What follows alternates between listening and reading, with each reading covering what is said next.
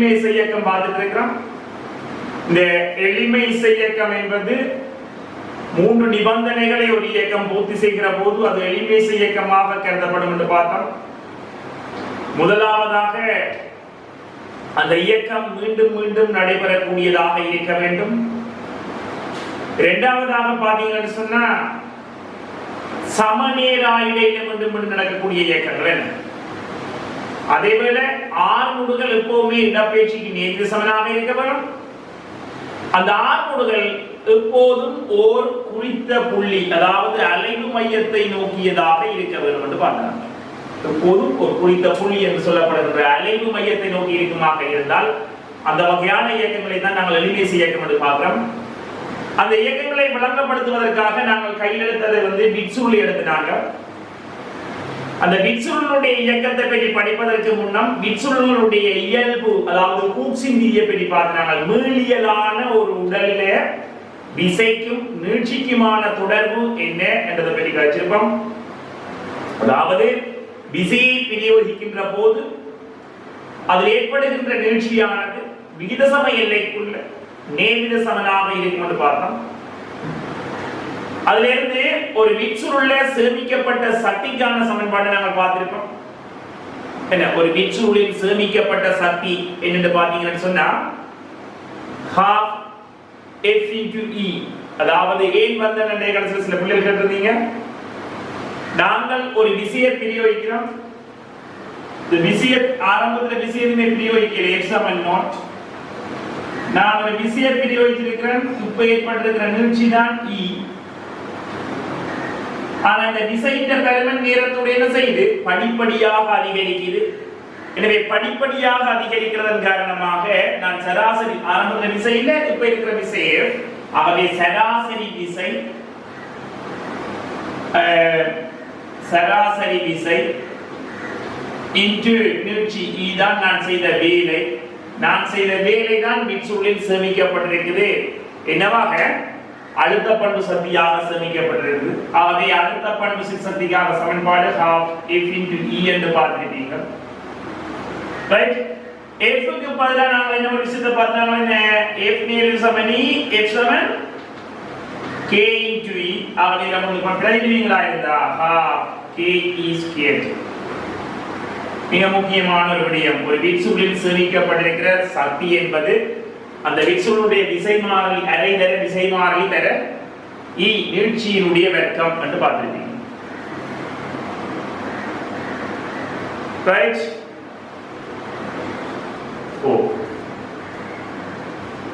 அதை தொடர்ந்து நாங்கள் எளிமை சேர்க்கம் பார்த்தாங்க. எளிமை சேர்க்கத்துல பார்த்தீங்கன்னா அலைவு மையத்தில தான் வேகம் உயர்வானது என்று பார்த்திருக்கோம். முடிவு புள்ளி இல்ல வேகம் 0 என்று பார்த்திருப்பீங்க. அது ஒரு ஷெட்யூல், ஒரு அட்டவணை மாதிரி உங்களுக்கு போட்டு முதலாவது வீடியோவில் அப்டேட் பண்ணியிருக்கோம் பாருங்க. அதில் நோட் பண்ணி எடுத்துக்கொள்ளுங்க. அதில் ஸ்கிரீன்ஷாட் எடுத்தாவது நீங்கள் சேவ் பண்ணி கொள்ளலாம். இப்ப இந்த எளிமை இயக்கத்தில் பார்த்தீங்கன்னு சொன்னா இப்ப நாங்கள் விட்சுருளுக்கு ஒருக்கா கருதுவோம். ஒரு கேள்வி ஒன்று தான், அதுக்கப்புறமா போவோம். என்ன எளிமை இயக்கம் என்னன்னு பார்த்தோம்னா A சமன் மைனஸ் ஒமேகா வர்க்கம் இன்டு x என்ற வடிவத்தில் இருக்குமாக இருந்தால் அது எளிமை இயக்கம். இதிலிருந்து நாங்கள் 2 வரைவுக்கு இருந்தாங்கள். x க்கும் a க்குமான வரைவு இப்படி பிரிப்பீங்க. மைனஸ் இன் x நேர்கூட அல்லது திசைக்கும் இடப்பெயர்ச்சிக்குமான வரைவு பிரிப்பீங்க. f க்கும் இடப்பெயர்ச்சிக்குமான வரைவு இப்படி பிரிப்பீங்க. ரெண்டுமே y சமன் mx மைனஸ் mx என்ற வடிவமாக இருந்தது.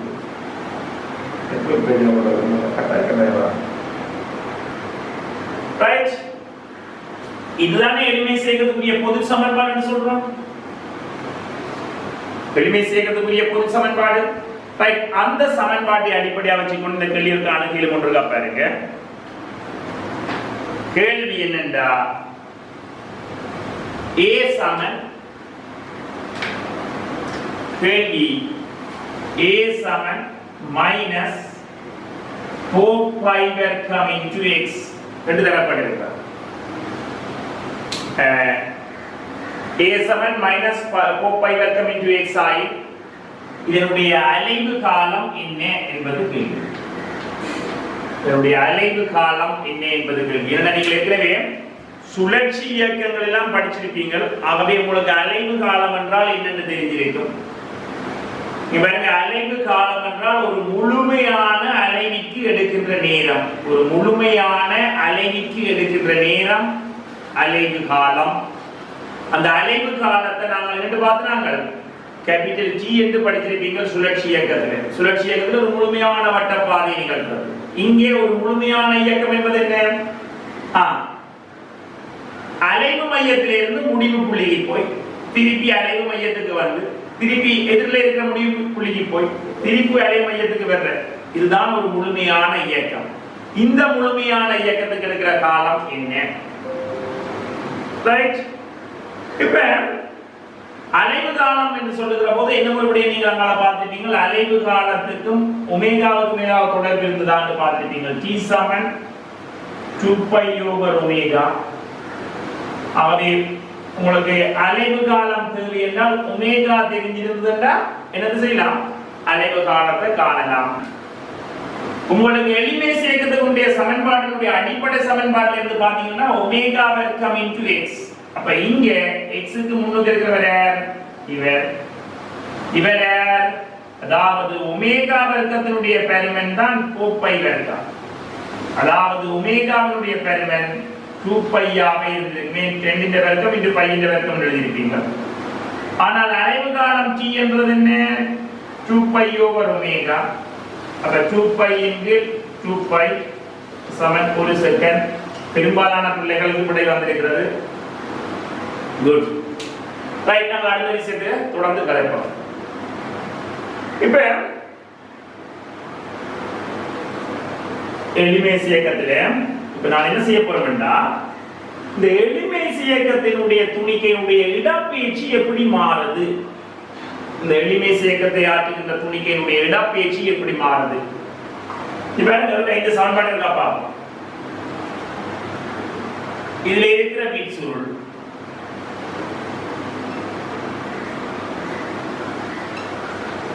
நான் ஒரு நீட்சியை கொடுத்து இங்க கொண்டு வந்திருக்கிறேன். ரைட். அப்ப இதுதான் அலைவு மையமாக இருந்தது. ஓ, இது ஏக்கி வந்திருக்குது. ஒரு பக்கத்துல ரிலீஸ் பண்ணுவனாக இருந்தா இங்கால B வரும் அது இயக்கத்தை மேற்கொள்ளும் இல்லையா? ஒரு முழுமையான இயக்கத்தை அது மேற்கொள்ளும். இவர் இந்த ஏயில இருக்கிற போது துணிக்கை புள்ளி ஏயில இருக்கிற போது நாங்கள் கட்டுவமாக இருந்தால் துணிக்கை புள்ளி ஏயில் இருக்கிற போது கட்டுவமாக இருந்தால் எங்க நோக்கி? ஓவை நோக்கி. ஏயிலிருந்து ஓவை நோக்கி நாங்கள் x சமன் m கருதுவோம் போடுவமாக இருந்தால் அந்த துணிக்கிறதாகிற திசைகளை குறிப்பமாக இருந்தால் F என்ன திசையில தொழிற்பட்டிருக்கும்? இது ஒப்பமான தளத்தில் வைக்கப்பட்டிருக்கிறது. இந்த பிட்சுருள் இங்கே நோக்கி அவர் ஒரு விசையை கொடுப்பார். அதாவது தன்னுடைய பழைய நிலையை வருவதற்காக அவரால் பிரிவைக்கப்படுகிற விசைக்கு நாங்கள் ஒரு பேர் சொல்றோம், ரீஸ்டோரிங் ஃபோர்ஸ் என்று சொல்றோம். அந்த ரீஸ்டோரிங் ஃபோர்ஸினுடைய பெருமன் பாத்தீங்கன்னா சொன்ன F சமன் என்ன? K into x Saman m into a. K into x என்ற திசை எங்க நோக்கி இருக்கு? இந்த O என்ற அலைவு மையத்தை நோக்கி இருக்கு. ரைட். இந்த திசையில இருக்கு. இங்க x என்பது எந்த திசையில் அளக்கப்பட்டிருக்கிறது? அலைவு மையத்தில் இருந்து இந்த திசையில் அளக்கப்பட்டது இல்லையா? அதனால் நான் இதில் ஒரு மைனஸ் போடுறேன். ரைட். K into x என்ற திசை அலைவு மையத்தை நோக்கி இருக்குது. ஆனால் அளந்திருக்கின்ற இடப்பெயர்ச்சி அலைவு மையத்துக்கு எதிர் திசையில் இருக்குது. அதனால் மைனஸ் K into a சமன் m into a எழுதலாம். அப்ப a சமன் என்ன எழுதலாம்? Minus K over m into x என்று எழுதலாம். அப்ப a சமன் மைனஸ் K over m நாங்கள் ரூட் பண்ணி திருப்பி இருக்கா வர்க்கிக்கலாமோ இல்லையோ? திருப்பி எனக்கு என்ன வந்திருக்கும்? K over m தான் வந்திருக்கு into x என்று எழுதலாம். இது என்ன வடிவமாக இருக்குது? a சமன் மைனஸ் ஒமேகா வர்க்கம் இன்டு x என்ற வடிவத்தில் இருக்கு. a சமன் மைனஸ் ஒமேகா வர்க்கம் இன்டு x என்ற வடிவத்தில் இருக்கு. அதனால நான் இதுக்கு என்ன சொல்றேன்டா, ஒமேகாவின் பரிமாணம் என்ன இந்த சமன்பாட்டில் இருக்கு. ஒமேகா வர்க்கம் தான் √k/m முழுவதும் வர்க்கம்டா. ஒமேகா வந்து ரூட்டுக்கு இல்ல k/m ஆக இருக்குது. கிளியர்? அப்ப அலைவு காலத்துக்கு வருவோம். t சமன் 2π இன் கீழ் ஒமேகா. 2π இன் கீழ் ஒமேகா வந்து இப்ப தலைகளா வர வேணும் n/k என்று வந்து. அப்ப இன்னைக்கு ஒரு சமன்பாடு படிச்சிருக்கிறோம். என்ன சமன்பாடு என்றால், ஒரு விண்சுருள் எலிவேஸ் இயக்கத்துக்கு உட்படுமாக இருந்தால் அதனுடைய அலைவு காலம் t என்பது 2π √m/k க்கு சமனாக இருக்கும். ரைட்டோ?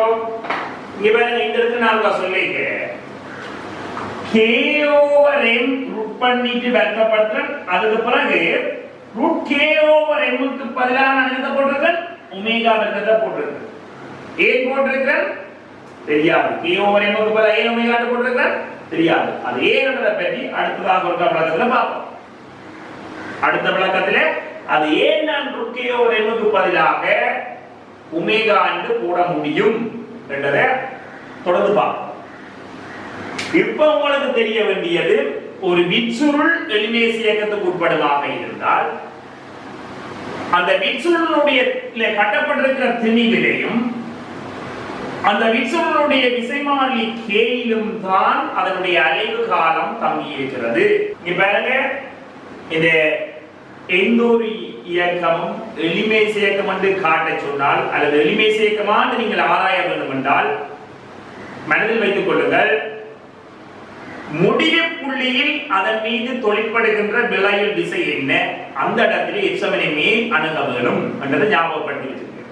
ஏன் அப்படி சொல்றேன்டா, போன வருஷம் நீங்கள் படிக்கின்ற கேள்விகள் அப்படியே நேரடியாக வராது. பௌதிகத்தை பொறுத்தவரை அந்த ஐடியா தான் உங்களுக்கு தேவை. போன வருஷம் ஒரு கேள்வி கேட்டிருந்தான் MCQ-ல, அதுல பரிசோதனை குழாய்க்குள்ள நீர் நிரப்பப்பட்டிருக்குது, அமிழ்த்தப்பட்டு எளிமை சேர்க்கத்தை அடுத்து அலைவு காலம் என்று கேட்டிருந்தார். இப்ப நீங்கள் அங்கே அணுக வேண்டியது அலைவு மையத்திலே, அதாவது முடிவு புள்ளியில நீங்கள் எக்ஸாமினே பயன்படுத்த வேணும். பயன்படுத்துகிற போது நீங்கள் ஏஐ எழுவாயாகி கொண்டு வாருங்கள். அப்படி எழுவாயாக்குகிற போது உங்களுக்கு எக்ஸ் ஒரு பக்கத்துக்கு கேள்விக்கு போகும். இதுல கட்டப்பட்டிருக்கிற இந்த எலிமேஸ் இயக்கத்தில இவருடைய வீச்சத்தை இப்ப நான் இப்ப வந்து x உடன் மீட்சியடைய வச்சிருக்கேன், அல்லது மேக்ஸிமமான வீச்சத்தை தான் a என்று சொல்றீங்க. இந்த a ஐ 10 தூரத்துக்கு நீங்கள் நகர்த்தினால் அலைவு காலம் என்ன? அடுத்த சொல்லுங்க பாப்போம். இந்த விண்சுருளில நான் a வீழ்ச்சி ஏற்பட்டிருக்கிற போது இது அலைவிட விடுவதாக இருந்தால் ஒரு அலைவை ஏற்படுத்துவதில்லை. அதற்கு ஒரு காலம், அதாவது ஒரு முழுமையான அலைவுக்கு ஒரு டைம் எடுக்குது. இதே விண்சுருள்ல அதே திணிவை 2a நீளத்துக்கு நான் ஈர்த்துட்டு கையவிடுவதாக இருந்தால் இப்ப இருக்கிற அலைவு காலம் என்ன என்பதுதான் கேள்வி. இங்க பாத்தீங்கன்னு சொன்னா அலைவு காலம் 2 மடங்காக்கப்பட்டாலும் வீச்சத்திலே தங்கவில்லை. ரைட், வெரி குட் ஆன்சர் போட்டுருக்கீங்க. இங்க பாருங்க, ஏனென்றால் அலைவு காலத்துக்குரிய சமன்பாடு உங்களுக்கு என்ன சொல்லுதுண்டா, 2π √m/k என்று சொல்லுது. இந்த திணிவிலும் மாற்றம் இல்லை, இங்க இருக்கிற விசை மாறிலியும் மாறலை என்றா அலைவு காலம் என்ன செய்யாது, மாறாது. ஆகவே திணிவு நீங்கள் வீச்சம் 2 மடங்காக்கப்பட்டால் அலைவு காலம் மாறாது. ரைட், வீச்சம் 2 மடங்காக்கப்பட்டால் அப்படி என்றால் என்ன மாறி இருக்க வேண்டும், தூரம் 2 மடங்காக பயணம் செய்கிற தூரம் 2 மடங்காக இருந்தால் இவருடைய வேகத்தில் மாற்றம் ஏற்பட்டிருக்க வேண்டும். அது என்னன்றதை பற்றி நாங்கள் தொடர்ந்து பார்ப்போம். சரி, அப்படி என்றா அலைவு காலத்தை 2 மடங்காக்க வேண்டும் என்றால் நான் என்ன செய்ய வேண்டும்? இந்த அலைவு காலத்தை 2 மடங்காக்க வேண்டும் என்றால் என்ன செய்ய வேண்டும்? t 10t ஆக்க வேண்டும் என்றால் என்ன செய்ய வேண்டும்? அலைவு காலத்தை இருமடங்காக்குவதற்கு 2 ஆப்ஷன் இருக்கு. இப்ப அலைவு காலம் என்றது இங்கே இருக்குது. இங்கே 2π என்பது ஒருபோதும் மாறாது. அப்ப மாற்றக்கூடியவர்கள் ஒரு m ஆக இருக்கலாம் அல்லது k ஆக இருக்கலாம். இவரை 2 மடங்காக்கணும் என்றால் ரூட்டுக்குள்ள இவரை எத்தனை மடங்காக இருந்திருக்கணும்? 4 மடங்காக்கி இருக்க வேண்டும். அவை முதலாவது நீங்கள் தெரிவு செய்யக்கூடியபடியாக நாம் என்ன செய்யலாம்? m ஐ வேணுமென்றால் நாங்கள் 4m ஆக மாற்றுவோம். m 4m ஆக மாற்றுவோமாக இருந்தால் அலைவு காலம் 2 மடங்காகும். இரண்டாவது கீழே இருக்கிறவர் என்ன செய்யணும்? இதன் கீழ் 4 ஆக இருந்தால் இந்த 4 மேல வந்திருக்கும், ரூட்டுக்குள்ள 4 வந்திருக்கும், வெளியில வைக்கிற 2 இருந்திருக்கும். ஆகவே k ஐ k இன் கீழ் 4 ஆக மாற்றுவோம். ரைட், 10 ஆப்ஷன் சொல்லப்படுறது விடை விளங்காதவர்கள் அதை தெரிந்து கொள்ளுங்க. தொடர்ச்சியா ஒரு கேள்வி போடுங்க. ஒரு வீச்சுருள் இருக்கு. இந்த வீச்சுருள் ஒரு திரிவு கட்டப்பட்டிருக்கிறது. செகண்டுக்கு 2 அதிர்வுகள் என்ற வகையில இந்த வீச்சுருள் அலைதான். இதில் இணைக்கப்பட்டிருக்கிற திணிவு 2 கிலோகிராமாக இருந்தால் இந்த வீச்சுருளுடைய விசை மாறிலி என்று காணுங்க.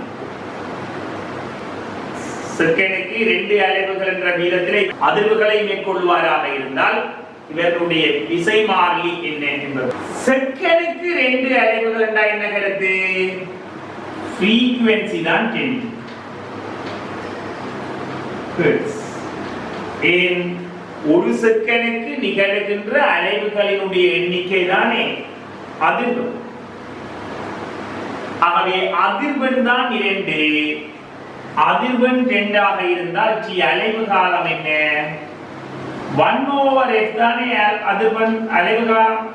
ஆகவே 1/2 0.5 தான் இதனுடைய அலைவு காலத்துக்கான சமன்பாடு, அலைவு காலம். அப்ப இந்த வீச்சுருளுடைய அலைவு காலம் உங்களுக்கு தெரியும். t = 2π √m/k. இந்த அலைவு காலம் 1/2 2π ரூட்டுக்குள்ள நீங்க என்ன போட போறீங்க? m க்கு பதிலா 2 2/k. இது பெருக்கத்துக்குள்ள இருக்கிறபடியா நான் என்ன செய்யணும்னா பெருக்கிப்பம் பெருக்கிச்சம் சொன்னா 1/4 சமன் 4π வர்க்கம் இன்டு 10/k ஆக இருந்தது. இந்த k குறுக்க பெருக்குங்க, இவரை அங்க கொண்டு வாங்க. அப்ப k என்னதுக்கு சமனா இருக்கும்டா 4 × 4 16π வர்க்கம் இன்டு 10. அப்ப k சமன் 16 × 2 32 π வர்க்கம் = 10. So 320 newton metre minus 1. ஏன் இது யாராக நியூட்டன் மீட்டர் மைனஸ் 1 வந்து பாருங்க. f சமன் என்ன சொன்னாங்க? k × e. ஆகவே k என்பது f/e. f என்பது நியூட்டன்ல வந்திருக்கும். இதிலிருந்து e என்பது மீட்டர்.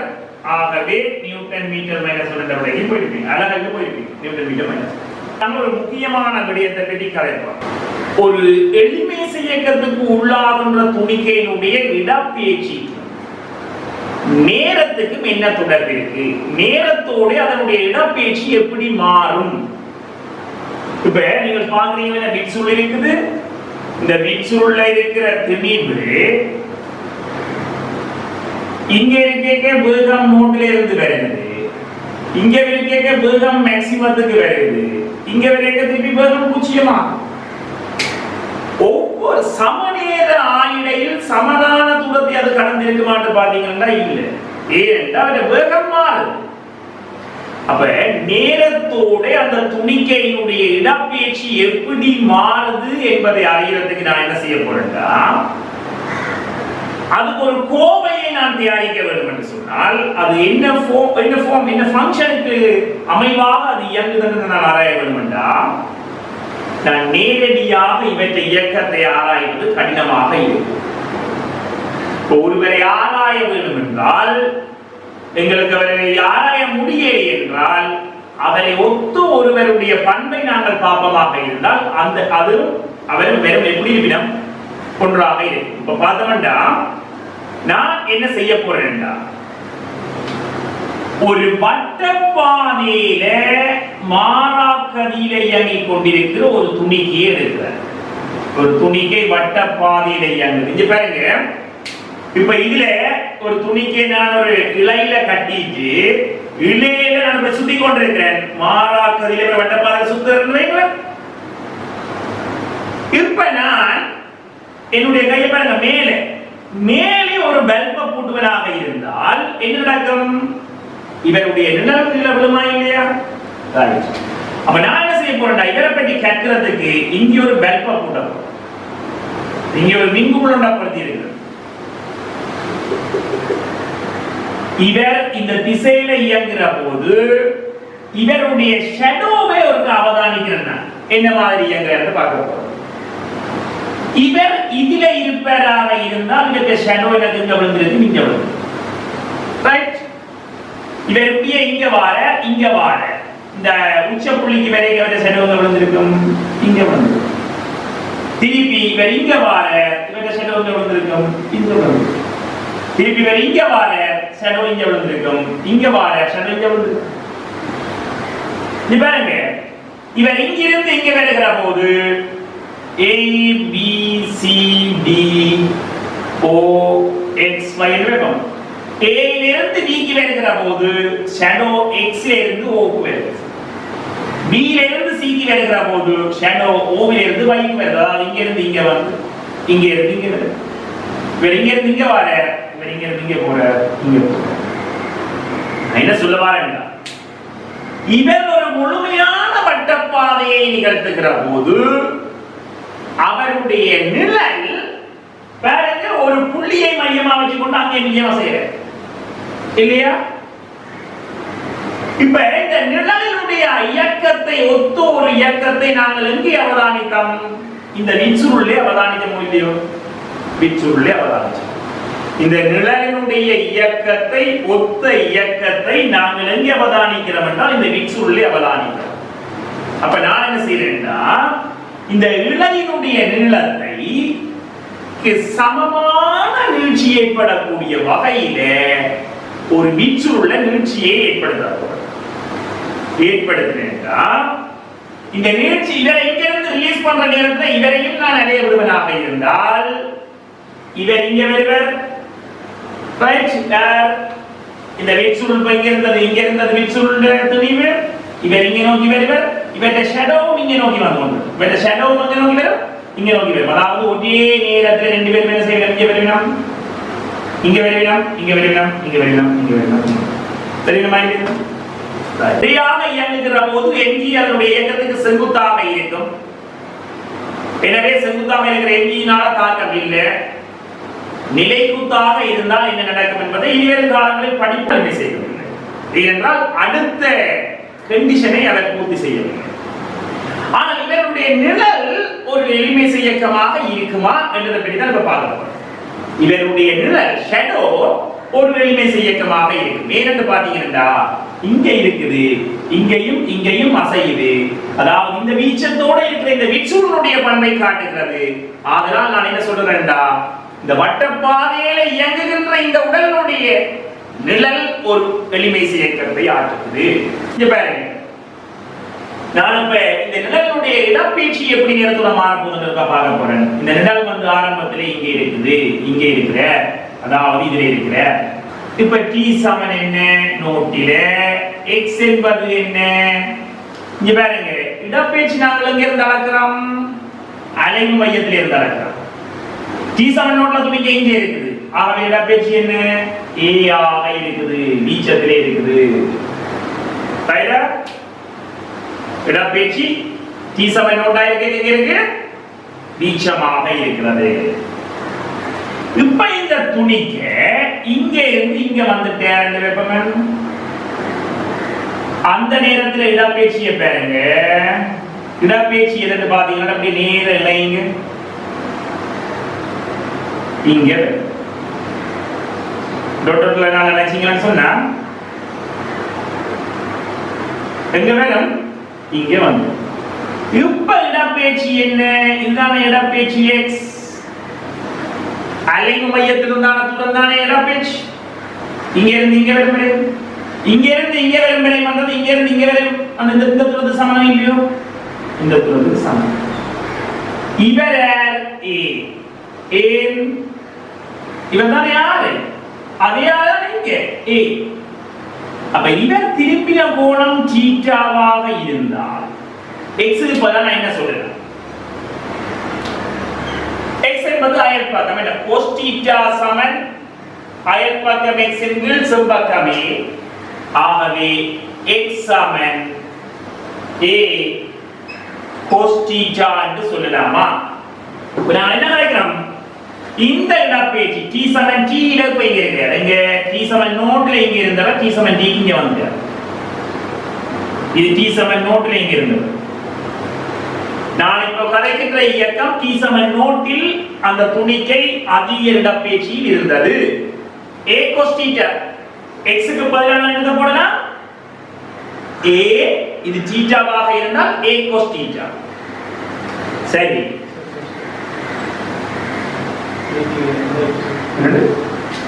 அந்த சிம்பிள் போட்டு மற்ற சிம்பிளை கவலை பண்ண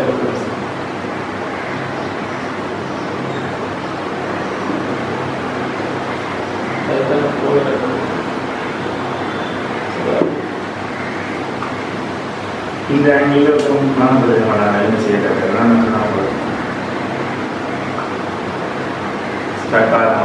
இந்த போர்ட் வேற ஸ்டக் ஆயிடுது அந்த போன சிம்மே என்ன பார்க்கணும் கோல் டைவர்ட்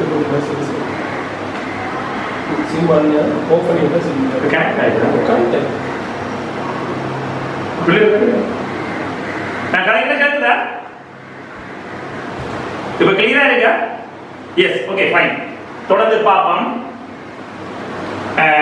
இவங்க அப்ப எனக்கு என்ன தொடர்பு சொல்லப்படுது என்றால் x7 a cos θ திருப்ப சொல்லணுமா திருப்ப சொல்லணுமா மறுபடியும் சொல்லுங்க ஓகே மறுபடியும் சொல்கிறேன் t சமன் நோட்டில இந்த துணிக்கு எங்க இருக்கிறாருன்னா இங்க இருக்கிறார் t சமன் நோட்ல இந்த துணிக்கு இங்க இருக்கிறார் t சமன் t ஆ இருக்க துணிக்கு இங்க வந்துட்டார் அப்ப இந்த ஷேடோ எங்க இருக்கும் இங்க இருந்து இங்க வந்திருக்கு ஷேடோ எங்க இருந்தது இங்க இருந்த ஷேடோ இங்க வந்திருக்கு ஆனா இடப்பெயர்ச்சி நான் எங்க இருந்து அளக்கிறேன் அலைன் மையத்தில் இருந்து அளக்கிறேன் அதாவது இங்க இருந்து அளக்கிறேன் அப்ப இடப்பெயர்ச்சி இப்ப என்ன t சமன் t ல இதுதான் இடப்பெயர்ச்சி t சமன் t ல இடப்பெயர்ச்சி என்னன்னு கேட்டா அலைன் மையத்தில் இருந்து எவ்வளவு தூரம் இதுல இருந்து எவ்வளவு தூரம் இந்த தூரம் இந்த தூரம் அப்படி நேரா வந்தோம்னா இந்த தூரம் தான் x இந்த படத்துல விளையாடுற படம் போர்ட் கிளியரா இருக்கா இந்த தூரம் x அப்ப இவ t சமன் நோட்ல இருந்து t சமன் t ல திரும்பின கோணம் θ வந்தா இந்த θக்கு பதிலா நான் என்ன சொல்லலாம் இந்த θ என்றா இது a ஏன் இதுதானே அதிக இடப்பெயர்ச்சி தானே ஏன்னு சொல்றேன் அதுதான் யாரையா இருந்தது இந்த a இங்கே அப்ப a cos θ தான் x இந்த செங்கோணம் கோணத்துக்கு நான் cos θ எழுதிருக்கேன் அப்ப x7 a cos θ ரைட்டா θன்றது யாரா இப்ப நான் கேட்கிறேன் இந்த θன்றது யார் இந்த θ என்பது யார் சரி இவர் மாறா கதியில இயங்குகிறார் அப்படி என்றா இந்த θ என்பவர் ஏதோ ஒரு மாறிலியை நான் நேரத்தால பெருக்கிறதுக்கு சமயம் இருக்கும்னு சொல்றேன் ஏன் அப்படி சொல்றேன்டா இது ஒரு செகண்ட் நேரத்துல எவ்வளவு தூரம் திரும்பி இருந்தா 2 செகண்ட் நேரத்துல 2θ வந்திருக்கும் 2 மடங்காக இல்லையோ நேரத்துக்கு நேரிட சமனாக இருக்கோ இல்லையோ ஏன் அவர் மாறாக்கதில் வட்ட பாதையில நான் சொல்ல வரேன் மாறாக்கதில் இவர் வட்ட பாதையில வருவராக இருந்தால் நேரம் 2 மடங்காகிற போது θ 2 மடங்காகும் நேரத்துக்கு நேரிட சமனாக θ மாற வேணும் அப்படி என்றால் நேரம் என்ற கணியத்தை ஏதோ ஒரு கணியத்தால பெருக்க வாரது θவுக்கு சமனாக இருக்க வேண்டும் ரைட் இப்ப இந்த நேரம் t ஐ நாம ஒரு அளவுக்கு கொண்டு வரோம் கேபிட்டல் T ஆக ஆக்கினால் θ என்ன அந்த மாறிலிய கேபிட்டல் T ஆல பெருக்குங்க. அந்த கேபிட்டல் T ஆல பெருக்குற போது அந்த தீட்டா என்ன? ஒரு முழு சுழற்சியை நிகழ்த்தியல இருக்கு. அப்படினா தீட்டா 2π ஆக இருக்க வேணும். பையன் அப்ப 2π எடுத்துக்கோங்க. 2π சமம் இந்த மாறிலி இன்டு t. அப்ப இந்த மாறிலி என்னன்னு வருது? 2π இன்டு t. சோ ஒமேகாவாக இருக்க வேண்டும். ஆகவே இந்த சமன்பாடுல நான் என்ன சொல்றேன்னு சொன்னா x என்பது a cos தீட்டாவுக்கு பதிலாக 2π over t என்றாம். அவரைத்தான் நான் யாருன்னு சொல்றேன்? ஒமேகா என்று சொல்றேன். Omega into t. அந்த டெரிவேட்டிவ்ல வேற போற யாருன்னு சொல்லிட்டோம்? ஒமேகா ன்னு சொல்லிட்டோம். அப்ப எலிமேஸ் இயக்கத்தில் இருக்கிற இடப்பெயர்ச்சிக்குரிய சமன்பாடு உங்களுக்கு என்ன வருது? x சமன் a cos omega into t என்று வருது. இந்த இடப்பெயர்ச்சி நேரத்தோடு எப்படி மாற வேண்டும்? நேரத்தோடு இடப்பெயர்ச்சி எப்படி மாற வேண்டும்? cos வடிவமாக இருக்க வேண்டும். இந்த சமன்பாட்டின் பிரகாரம் நாங்கள் இந்த வடிவமாக இருக்க வேண்டும். cos வடிவமாக இருக்க வேண்டும். ரைட்? cos θ. அப்படி இல்ல நீங்க திருப்பி சேனல்ல போய் பார்க்கலாம். டவுன்லோட் பண்ணி வைத்து பார்க்கலாம் வீடியோக்களை. நேரத்தோட இடப்பெயர்ச்சியினுடைய மாற்றம். இடப்பெயர்ச்சி நான் இந்த சென்டிமீட்டர்ல போட்டுறேன். நேரத்தை செகண்ட்ல போடுறேன். cos வடிவமாக இருக்க வேண்டும். ரைட். இந்த துணிக்கை இந்த பாதையால போகாமல் இந்த துணிக்கை இந்த பாதையால போயிருந்ததுங்க x என்ன வரைக்கும் இந்த வடிவம் எப்படி வரும்? மைனஸ் cos வடிவம் வரும். ரைட். அது என்ன பண்ணா இருக்கட்டும். கொஞ்சம் இத தெரிஞ்சு கொள்ளுங்க.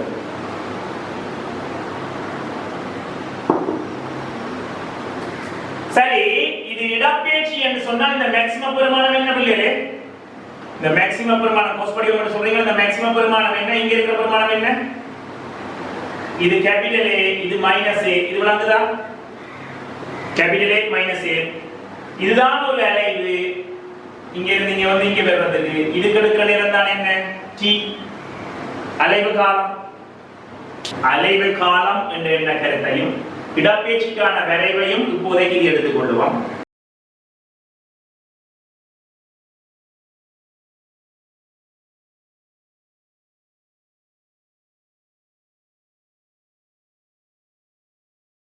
இது அல்ல வேற படிக்கிறது நடக்க வேணும். என்னங்கற சிலபஸ்ல வந்து வேற மாதிரி காய்ச்சிருக்கு. அந்த சிலபஸை நோக்கி இங்க இருந்து எப்படி அங்க அழைத்து கொண்டு போகலாம் என்றதை பற்றி அடுத்த வகுப்புல பார்ப்போம். இப்போ என்னன்னா நான் ஒரு படிமானமான முறையில் உங்களுக்கு ஒரு எலிமெண்ட் இயக்கத்தை கொண்டு போறேன்.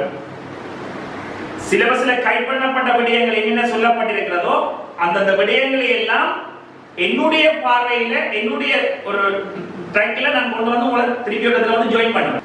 இப்போ நீங்க இதுவரையும் படித்த எலிமெண்ட் இயக்கத்தை திருப்பி பார்த்துக் கொள்ளுங்கள். எலிமெண்ட் இயக்கம் என்பது மிக மிக முக்கியமானது. எலிமெண்ட் இயக்கத்திலே ஏன் ஒவ்வொரு எம்சிக்யூ ஒரு ஆண்டும் போடுகிறான்னு பாத்தீங்கன்னு சொன்னால் இந்த பிரபஞ்சத்திலே இருக்கின்ற ஒவ்வொரு உடல்களிலையும் துணிக்கைகள் இருக்குது என்றால் அந்த துணிக்கைகள் அதிர்விற்குள்ளாகிக் கொண்டிருக்கிறது. இந்த அதிர்வு என்று ஒன்று இல்லை என்றால் இன்று பல விடயங்கள் அற்றதாக போய்விடும். பல விஷயங்கள் இல்லாமல் போய்விடும். உங்களுக்கு இருக்கிற எலக்ட்ரிசிட்டி நீங்கள் இப்ப நாங்கள் உங்களோட காய்ச்சி கொண்டிருக்கிறதுக்கு காரணமாக இருக்கிற மின்னோட்டம் கூட இந்த அதிர்வுகளுக்குள் ஒன்றுதான். ஆழலோட்ட மின்னோட்டம் என்பது கூட ஒரு எலிமெண்ட் இயக்கம் தான் என்றதை பற்றி நீங்கள் காலம் போகின்ற போது நீங்கள் கற்றுக்கொள்வீர்கள். எனவே எலிமெண்ட் இயக்கம் என்று எந்த பிரபஞ்சத்தில் எந்த அதிர்வுகளும் இல்லை, எந்த இயக்கங்களும் இல்லை என்பதனால் எலிமெண்ட் இயக்கம் மிகவும் முக்கியமானது. எனவே எலிமெண்ட் இயக்கத்தில் ஒரு வினா வரும். அந்த வினாவை நீங்கள் எம்சிக்யூ ஆன்சர் பண்ண வேண்டும் என்றால் இந்த விடயங்களை எல்லாம் தெரிந்து வைத்துக் கொள்ளுங்கள். 2020 ஆண்டோ 2021 ஆண்டோ முதலாவது வினாவாக எலிமெண்ட் இயக்கத்தில் விச்சுருள் வருவதற்கான சாத்தியக்கூறுகளும் இருக்கிறது. ஆகவே அதை இப்போதே நீங்கள் உங்களோட பயிற்சிக்கும் அது முக்கியமானபடியா இதுவரையும் படித்ததை தெரிந்து வைத்துக் கொள்ளுங்கள். தொடர்ச்சியாக நான் அடுத்த வகுப்பில் கலக்கிறேன். இன்றைய வகுப்பில் கலந்து கொண்ட அனைத்து மாணவர்களுக்கும் நன்றிகள். உங்களுடைய நண்பர்களுக்கு தெரியப்படுத்துங்கள். சிறகுகளையும் ஜூமினூடாகவும் சிறகுகளினூடாகவும் எங்களோடு தொடர்ந்து தொடர்பில் இருங்கள். உங்களுக்கு தேவையான தகவல்களை நாம் உங்கள் வீடு தேடி கொண்டு வந்து சேர்ப்போம். நன்றி.